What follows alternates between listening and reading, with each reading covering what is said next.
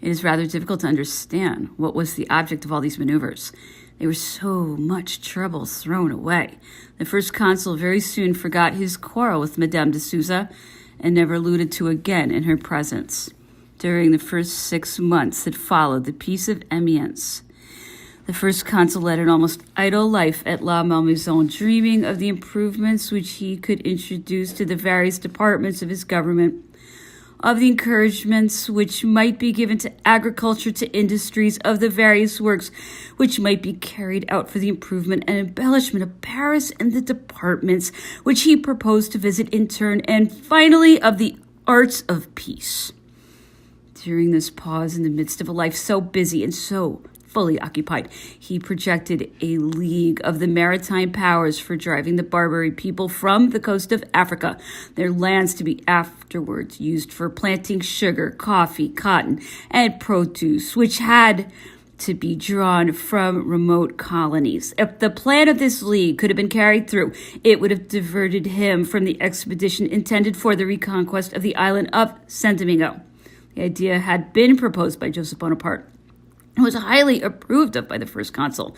Joseph Bonaparte was anxious that the four powers who had signed the Amiens Treaty should take part in this league. It was indeed shameful that Europe should tolerate, oppose, opposite to her, a nest of pirates who levied blackmail on her with insolence and who each year carried off into the cruelest slavery the prisoners they had captured on sea or on land, pirates to whom nothing was sacred and who rejected our arts and our civilization.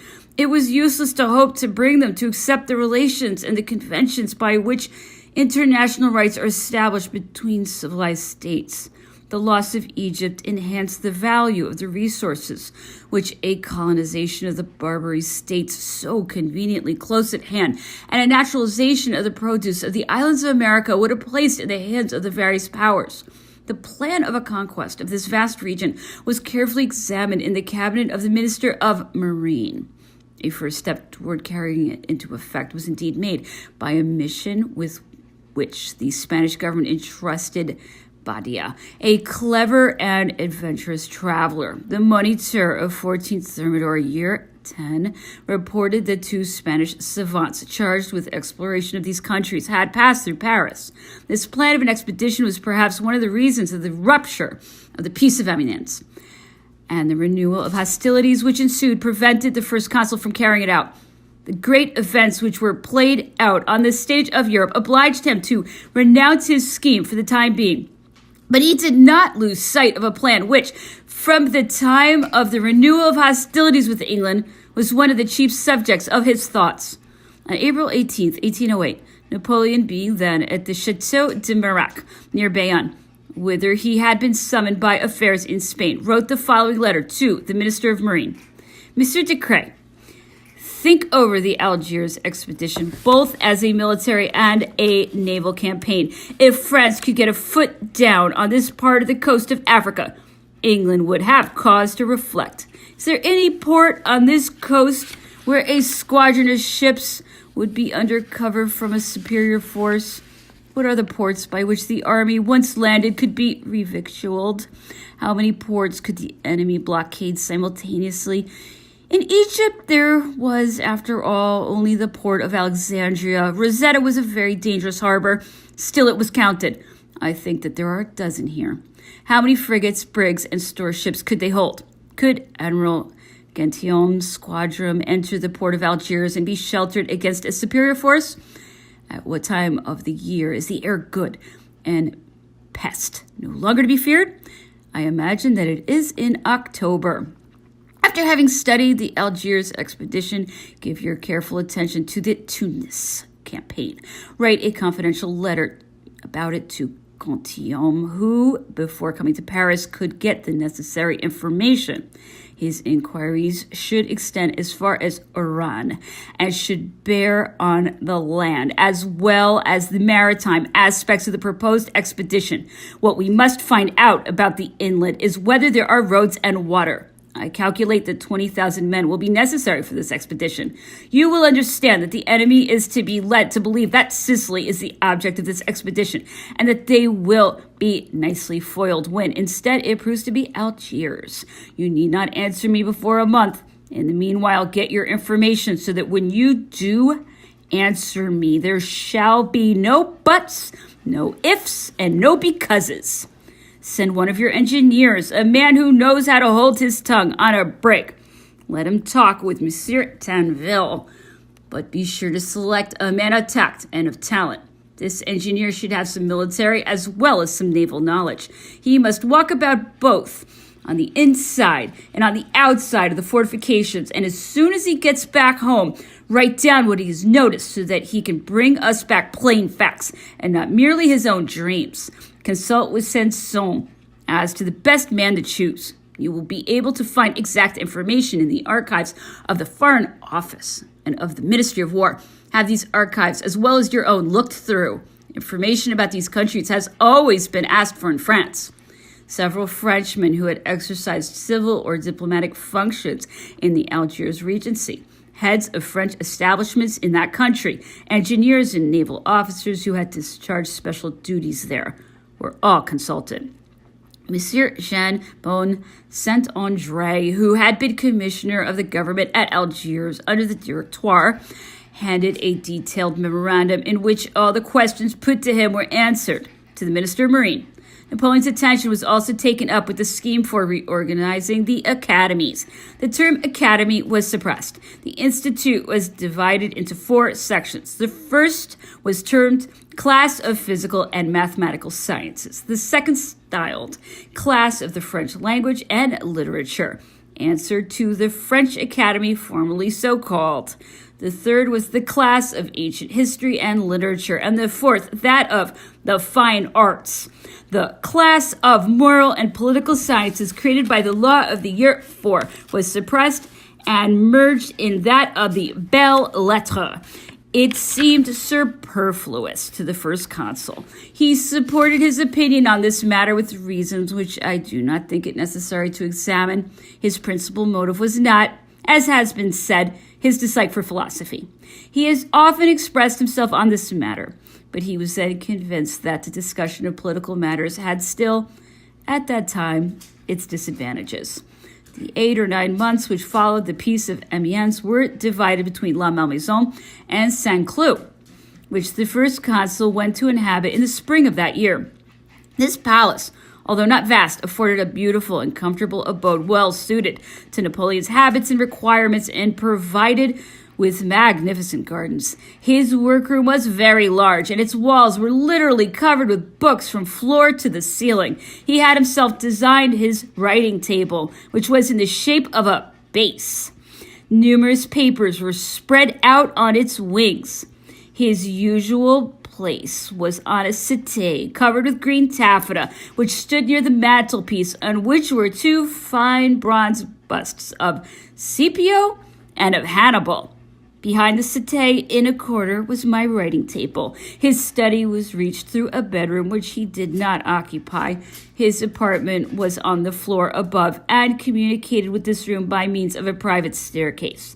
It consisted of 3 plainly furnished rooms. The only ornament of the bedroom on the ground floor, which looked out onto the garden, was an antique bust of Caesar, which stood on the mantelpiece. Beyond the first consul's workroom was a small drawing room where he used to receive the Minister of Foreign Affairs, who, by reason of the nature of the business of his department, had no reports to address to the Council of State. This drawing room was also used for private audiences. It was decorated with a fine portrait of Charles VII. First consul was dissatisfied that this portrait has also been selected and had it replaced by a portrait of Gustavus Adolphus, for whom he had a particular esteem. Paisiello came to Paris in the spring of this year, summoned by the first consul, whose intention it was to entrust him with the direction of the opera and of the Conservatory of Music. Napoleon admired this celebrated composer's talents. He used to be so delighted with Nina's Pastoral, Gia il sol si cielo dietro alla montagna, that he said he could listen to it with pleasure every evening. Paisiello was then over 60. He had hesitated about coming to Paris, fearing to expose his gray hairs to the criticisms of his rivals and dreading to compromise his great musical reputation. He was received with great honor by Napoleon and with deference by the artists. He refused to accept any other post than that of chapel master and restricted himself to the composition of masses and motets. The only opera which he composed in Paris was Proserpina. It was only moderately successful, a slight reverse, which somewhat grieved him. After residing 3 years in France, his desire to see his country again and to take his wife home to a milder climate induced him to return to Italy. He went home with a pension from the emperor and loaded with presents. Monsieur Le Sueur, whose talents he admired, succeeded him as chapel master. Paisiello used to send Napoleon a sacred composition each year for the anniversary of the emperor's fete. He also paraphrased the Stabat Mater of Pergolesi, which was performed in the imperial chapel. I have preserved many letters from this excellent man, which he wrote in sending his compositions and in which he expressed his gratitude to and admiration for the emperor. I am convinced that these professions allowance made for Italian emphasis were quite sincere. Canova was sent for to Paris at about the same time. He came to St. Cloud to execute the bust of Napoleon and devoted himself to this piece of work for several days with a veritable predilection. The first consul used to lunch in the large drawing room which led into his apartments, so that the celebrated sculptor might work more at his ease during this meal. This drawing room was afterwards ornamented with portraits of the Bonaparte family. When Napoleon became emperor, he used to receive all the members of his family who happened to be in Paris at dinner every Sunday, and spent the evening with them in his drawing room. A large balcony, onto which this drawing room opened, communicated between the private apartment of Napoleon and that of Josephine, afterwards occupied by Marie-Louise.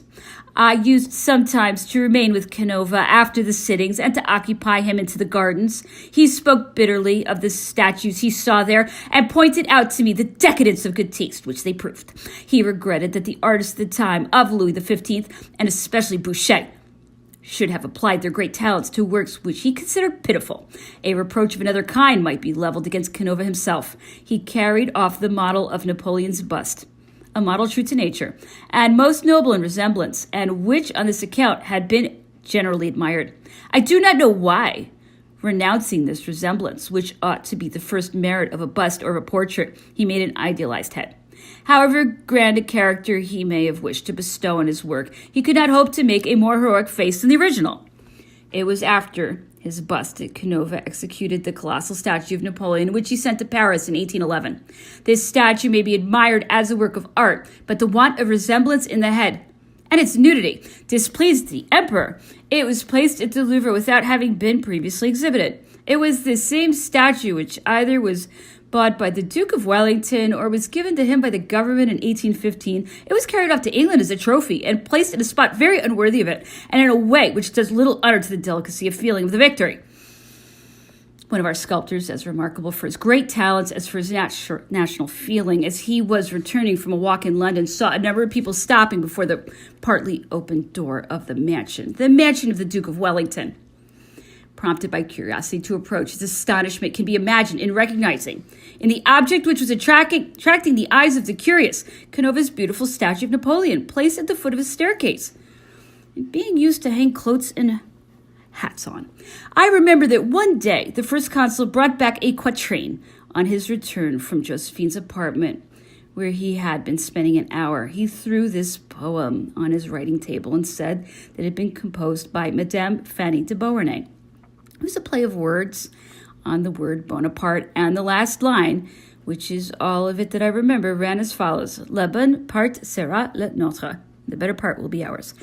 The first consul, whilst doing justice to the authoress's intentions, which he considered better than their execution, took pleasure in speaking of the good qualities of Madame de Beauharnais, Josephine's aunt. He praised the gentleness and the goodness of her character, even if he was then under the first impression of this lady's innocent flatteries. This impression was a lasting one, as he never ceased his protection of her son and granddaughter. The son was appointed senator of 1804, the senatorship of Amiens being granted to him. When the emperor married the Archduchess Marie-Louise, he placed him in her service as gentleman-in-waiting. In 1806, he married Stephanie de Beauharnais, the senator's daughter, born of a first marriage to Prince Charles, the grandson of the Duke of Baden, whom he succeeded in 1811. Some days later, Madame Bonaparte came and knocked at the door of the cabinet. She immediately entered, followed by the usher, who without a word placed a basket covered over with cloth in the center of the room and withdrew. Whilst Napoleon was waiting for the explanation of this enigma, Madame Bonaparte drew away the cloth which covered a basket.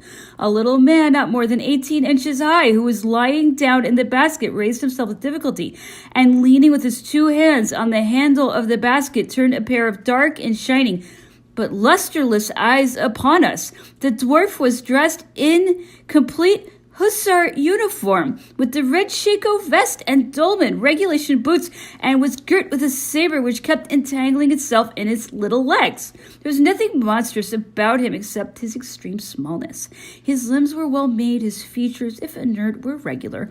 Nevertheless, the evident insensibility of this misconception, whose life seemed merely mechanical and whose intelligence seemed destined never to develop, for he was said to be 17 years old. His debility, the pale and bilious color of his skin, and his weazened and sickly ensemble excited disgust. The sight of this poor disinherited creature, nature's cruel sport, placed face to face with a full-grown being in whom the same nature had been pleased to unite a majesty of features to a superiority of genius, would have offered a singular contrast to the eyes of an observer.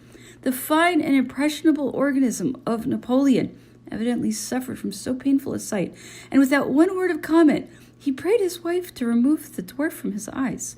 The union of Piedmont to France took place in the month of September 1802. This occurrence gave rise to no recriminations. It had been expected for a long time. Piedmont, the throne of which remained untenanted after the retirement of the king to the island of Sardinia, was in pawn in the hands of France as a stepping stone, either to serve as an indemnity or to be used in other diplomatic combinations. The fate of this country having been passed over in silence in the treaties of Amiens and Lunéville, and Russia not having asked for its restitution to the House of Savoy, its incorporation with the French territory was consummated by a senatus consultum. General Jourdan, who combined the functions of military governor of these provinces with those of general administrator, was replaced by General Meneval. The first consul had certain prejudices against Jourdan, which he afterwards discarded. When at St. Helena, he expressed his regret for having misunderstood him and spoke of him in terms which do honor to them both. Another event which occurred about a month later and which caused no more sensation was the union with France of the duchies of Parma and Piacenza, brought about by the death of the sovereign of those states. By the Treaty of Lunéville, Austria had lost Tuscany, which was given to the Infanta of Parma, who was married to a daughter of Charles IV, King of Spain. The French government had immediately put the Infanta in possession of his kingdom, and he had assumed the title of King of Etruria in exchange for the life crown with which the preponderating influence of the first consul had endowed this prince. The duchies of Parma and Piacenza had been ceded to France, but Napoleon had desired that the old duke should finish his days there in peace.